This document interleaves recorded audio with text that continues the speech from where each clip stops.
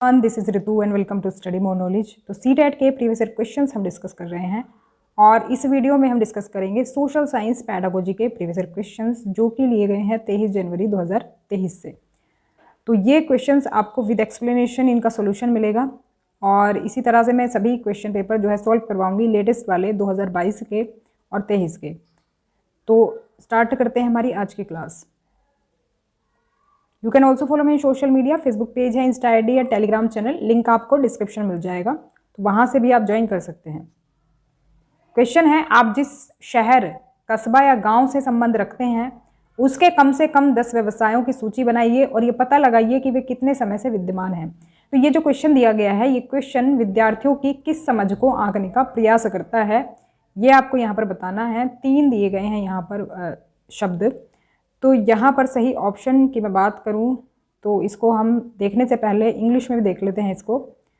तो इंग्लिश में भी आप यहाँ पर क्वेश्चन देख सकते हैं और सही ऑप्शन यहाँ पर हो जाएगा थर्ड के अकॉर्डिंग अगर हम देखते हैं तो ए और सी सही हो जाएगा यहाँ पर। जब वो टीचर जो है एक तरह से 10 व्यवसायों की सूची बनाने की का काम बच्चों को देती है, वो चाहे जिस भी शहर, कस्बा या गाँव से हो, तो उसमें वो 2 चीज़ें आंकना चाह रही हैं, उनकी निरंतरता और विषमता। क्योंकि देखो, जब वो अलग अलग गांव से आए बच्चों को ये काम देती है तो अलग अलग जो व्यवसाय हैं उनकी बच्चे सूची बनाएंगे, क्योंकि जो जो चीज़ें उन्होंने देखी होंगी उसके बारे में वो बताएंगे। तो ए और सी यहाँ पर सही हो जाएंगे। नेक्स्ट क्वेश्चन देख लेते हैं। एक शिक्षिका को विद्यार्थियों को एक दूसरे से संबंधित रिपोर्ट बनाने को कहा गया, इसके लिए किस प्रकार की परीक्षा प्रासंगिक होगी? तो यहाँ पर सही ऑप्शन हो जाएगा सेकेंड, स्टैंडर्ड रेफरेंस्ड असेसमेंट। मानक संदर्भित आकलन इसको कहते हैं, जब टीचर विद्यार्थियों को एक दूसरे से संबंधित रिपोर्ट बनाने के लिए कहती है। तो थोड़ा सा इसमें देख लेते हैं। ये जो मूल्यांकन होता है मानक संदर्भित, ये इसलिए करते हैं कि क्या छात्रों ने ज्ञान के एक विशिष्ट निकाय को सीख लिया है, ये जानने के लिए एक तरह से करते हैं, या फिर जो हमने उसमें दिए गए थे सेट जो दिया था उसमें जो जो स्किल्स हमने डिस्क्राइब किए गए थे, वो जो एक स्किल है, क्या वो उसका स्किल का जो पूरा सेट था वो बच्चों ने प्राप्त कर लिया है। इस चीज़ के लिए हम ये टेस्ट करते हैं। बेसिकली ये छात्रों को बताता है कि किस प्रदर्शन की आवश्यकता है और आपको यह समझने की अनुमति देता है कि आपके छात्र कुल मिलाकर कैसा प्रदर्शन कर रहे हैं मानकों की उनकी उपलब्धि के आधार पर। तो ये चीज़ें इसके बारे में ध्यान रखेंगे। मिडिल स्तर पर सामाजिक विज्ञान की एक शिक्षिका अपने विद्यार्थियों को हमें वनों की आवश्यकता क्यों है, ये विषय है, इस विषय पर परियोजना कार्य करने को कहती है। विद्यार्थियों को निम्न में से किन गतिविधियों में संलग्न होने की अपेक्षा है? तो कौन सी गतिविधियों में विद्यार्थी इसमें लगेंगे? तो यहाँ पर 2 स्टेटमेंट दी गई हैं और इंग्लिश में भी एक बार इसको देख लेते हैं। सही ऑप्शन यहाँ पर हो जाएगा थर्ड, दोनों यहाँ पर सही हैं। To collect samples of various wood products, क्योंकि देखो ये जो हमें चीज़ें मिलती हैं वनों से ही मिलती हैं। अब देखो वनों की आवश्यकता क्यों है, इस विषय पर अगर हम प्रोजेक्ट दे रहे हैं बच्चों को तो ये चीज़ें इसमें इंक्लूड रहेंगी। लकड़ी से बने विभिन्न उत्पादों के नमूने इकट्ठा करना, क्योंकि लकड़ी हमें पेड़ों से ही मिलती है। भारत में पाए जाने वाले विभिन्न क्षेत्रों को मानचित्र पर दर्शाना तथा विषय से संबंधित चर्चा करना। तो भारत में जो पाए जाने वाले वनों के क्षेत्र हैं उनको मानचित्र पर दर्शाएंगे और विषय से रिलेटेड जो है, मतलब वन जो है, वनों से रिलेटेड जो है डिस्कस करेंगे। तो दोनों यहाँ पर सही रहेंगे। नेक्स्ट क्वेश्चन देख लेते हैं। सामाजिक विज्ञान में छोटे समूह वाली क्षेत्र आधारित परियोजनाओं को प्रोत्साहित करने के क्या उद्देश्य हैं? तो इंग्लिश में भी इस क्वेश्चन को देख लेते हैं। In the social sciences, the objectives of encouraging small group field-based projects are, सही ऑप्शन यहाँ पर होगा second, to develop the skill of working as a team among the students. अब मान लो कि छोटे समूह वाली जो है एक तरह से हमने प्रोजेक्ट दे दिया है बच्चों को, मतलब छोटे छोटे ग्रुप बनाकर जिसमें बच्चे मतलब काम करते हैं, तो हम क्या कर रहे हैं, एक टीम के रूप में काम करने के कौशल को उनका डेवलप कर रहे हैं कि जैसे वो टीम वर्क कैसे होता है वो सीख सके, टीम में कैसे काम करते हैं ये सीख सकें। तो यहाँ पर सेकेंड ऑप्शन करेक्ट होगा। नेक्स्ट क्वेश्चन है, निम्न में से किस प्रश्न से छात्र के व्यवहारिक ज्ञान की जांच की जा सकती है? तो ये सही ऑप्शन हो जाएगा यहाँ पर इससे पहले हम इंग्लिश में भी देख लेते हैं इसको। Practical knowledge of the students can be tested, किससे प्रैक्टिकल नॉलेज बच्चों की टेस्ट की जा सकती है? तो ये होगा ऑप्शन नंबर थर्ड ऑप्शन के अकॉर्डिंग देखते हैं। क्वेश्चन दिया गया है, what kind of actions are needed to make the fundamental rights a reality. तो फंडामेंटल राइट्स को रियलिटी में बदलने के लिए, भाई जो हमारे मौलिक अधिकार हैं उनको रियलिटी में लाने के लिए कौन से एक्शंस की ज़रूरत होगी?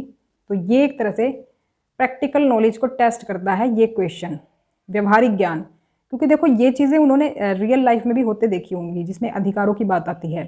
तो ये एक तरह से प्रैक्टिकल जो नॉलेज है उससे रिलेटेड होगा, ना कि कोई थियोरेटिकल नॉलेज होगी कि जिसे बच्चे अभी तक जानते ही नहीं हैं, जिसके बारे में कुछ नहीं पता है उनको। तो यहाँ पर थर्ड ऑप्शन करेक्ट हो जाएगा। प्रैक्टिकल नॉलेज बेसिकली वही है जो उनके व्यवहार में आती है या फिर जिसके बारे में जानते हैं, आसपास भी वो उन चीज़ों को देखते हैं। सामाजिक विज्ञान में विवादास्पद मुद्दों को पढ़ाते हुए एक शिक्षक को किन बातों का ध्यान रखना चाहिए? विवादास्पद मुद्दे होते हैं जिनसे कि भाई किसी को बुरा लग सकता है और थोड़ा वाद विवाद हो सकता है।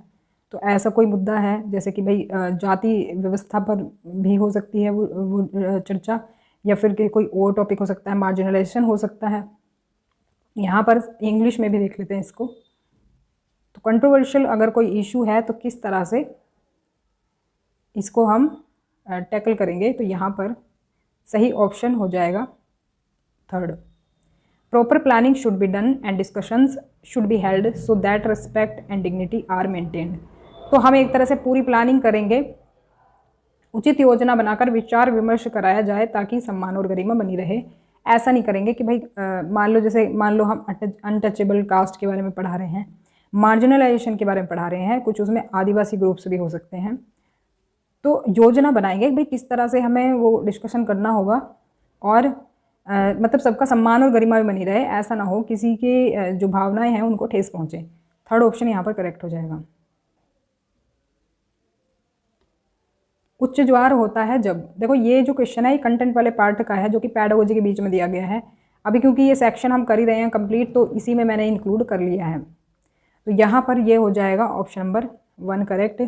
चंद्रमा, सूर्य और पृथ्वी तीनों एक ही सीध में जब होते हैं तो उच्च ज्वार आता है, हाई टाइड्स आते हैं। इनको स्प्रिंग टाइड्स भी कहते हैं इंग्लिश में, हिंदी में कहते हैं वृहद ज्वार भाटा। तो ये सिचुएशन कुछ इस तरह की आपको मिलेगी, तो सूर्य, पृथ्वी और चंद्रमा एक सीध में होंगे तो इस तरह से भी बन सकती है सिचुएशन और इस तरह भी से भी बन सकती है। चंद्रमा बीच में भी आ सकता है इनके और चंद्रमा इधर भी आ सकता है। कोरियोलिस प्रभाव, जहां उत्तरी गोलार्ध में बल पानी को बाधित करता है और उसे दाईं ओर प्रवाहित करता है, उसको समझाने के लिए विद्यार्थियों को निम्न में से किससे परिचित होना चाहिए? वैसे तो कोरियोलिस जो बल है उसका टॉपिक आपके इसमें है नहीं सिलेबस में, लेकिन ये पैडागोजी में दिया गया है इस टॉपिक से रिलेटेड, तो थोड़ी सी इसके बारे में जानकारी होनी चाहिए, तो मैं भी बताऊंगी इसके बारे में। तो अभी क्योंकि अगर हमें कोरियोलिस प्रभाव पढ़ाना है उससे पहले बच्चों को दूसरा टॉपिक समझ जाने की ज़रूरत है, क्योंकि उसके बिना ये कोरियोलिस इफेक्ट समझ में नहीं आएगा। तो उसके लिए ज़रूरत है सबसे पहले अर्थ रोटेशन और एक्सिस को समझने की। अर्थ किस तरह से रोटेट करती है इस चीज़ को समझाने की पहले ज़रूरत है, कोरियोलिस इफेक्ट समझाने से पहले। अगर हम कोरियोलिस बल या प्रभाव की बात करें तो ये जो है पृथ्वी के घूर्णन के कारण होने वाला एक आभासी बल है। कोरियोलिस बल जो है उत्तरी गोलार्ध में हवाओं को दाईं ओर, दक्षिणी गोलार्ध में हवाओं को बाईं ओर विक्षेपित करने के लिए जिम्मेदार होता है। तो ये जो बल पड़ता है इसकी वजह से हवाओं की जो है दिशा बदलती है, इसे फेरल का नियम भी कहते हैं, ध्यान रखेंगे। तो ये कुछ इस तरह से हवाओं की जो डायरेक्शन है, देखो यहाँ से अगर चल रही है तो ऐसे हो जाएगा और ये इधर से, ये जो साउथ में आप देख रहे हो दक्षिणी गोलार्ध में, ये बाईं ओर इस तरह से विस्थापित कर देता है ये बल। तो ध्यान रखेंगे इस चीज़ को। तो हवाओं की दिशा बदलने से एक तरह से रिलेटेड है ये। ज़्यादा कुछ इसके बारे में ज़्यादा पूछा नहीं जाएगा, पैडागोजिकल इश्यूज़ में ही पूछा जा सकता है। नेक्स्ट क्वेश्चन है, घरेलू हिंसा पढ़ाते हुए उस महिला जिसने हिंसा झेली है को दर्शाने का सबसे उचित तरीका क्या होगा? जैसे हम बहुत से उसमें बोलते हैं ना कि सर्वाइवर है, विक्टिम है, इस तरह से बोलते हैं ना, जो पर्सन उससे जूझ रहा होता है उस एक तरह से वायलेंस से। तो यहाँ पर घरेलू हिंसा में जो वीमेन इससे जूझ रही है उसके लिए हम कौन सा वर्ड यूज़ करते हैं? यहाँ पर सही ऑप्शन होगा थर्ड। उसके लिए हम सर्वाइवर वर्ड का यूज़ करते हैं। जो महिला जिसने हिंसा झेली है डोमेस्टिक वायलेंस की, उसके लिए ये वर्ड सबसे सही रहेगा, सर्वाइवर का। हिंदी में इसको उत्तरजीवी कहते हैं।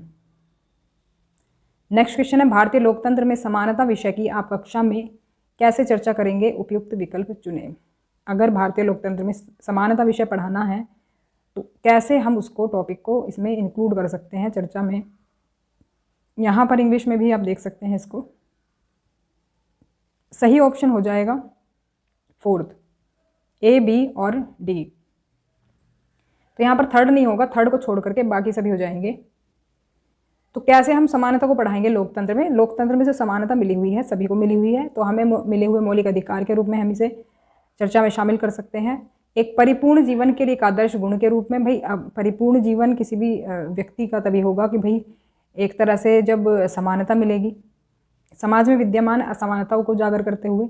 अब देखो लोकतंत्र में तो समानता दे दी गई है, संविधान में दे दी गई है समानता, लेकिन जो सोसाइटी में जो असमानताएं हैं, इनइक्वालिटीज़ हैं, उनसे कनेक्ट करते हुए हम इसको पढ़ा सकते हैं कि भाई देखो गवर्नमेंट ने मतलब जो एक तरह से संविधान है हमारा, उसने तो समानता दी हुई है, लेकिन जो सोसाइटी है उसमें अभी भी इनइक्वालिटी है, उसको उजागर करते हुए हम इस टॉपिक को जो है इंक्लूड कर सकते हैं। तो ये यहाँ पर A, B और D सही हो जाएंगे।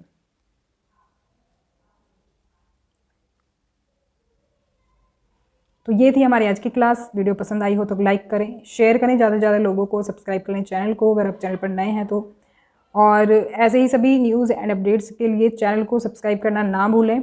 और इसके अलावा कमेंट करके ज़रूर बताएं कि वीडियो आपको कैसा लगा। अपने सभी फ्रेंड्स को शेयर करना ना भूलें। मिलते हैं नेक्स्ट क्लास में, तब तक के लिए stay connected and keep watching study more knowledge. Thanks for watching. ऐसे ही आपको प्रीवियस ईयर क्वेश्चंस के सॉल्यूशन मिलते रहेंगे।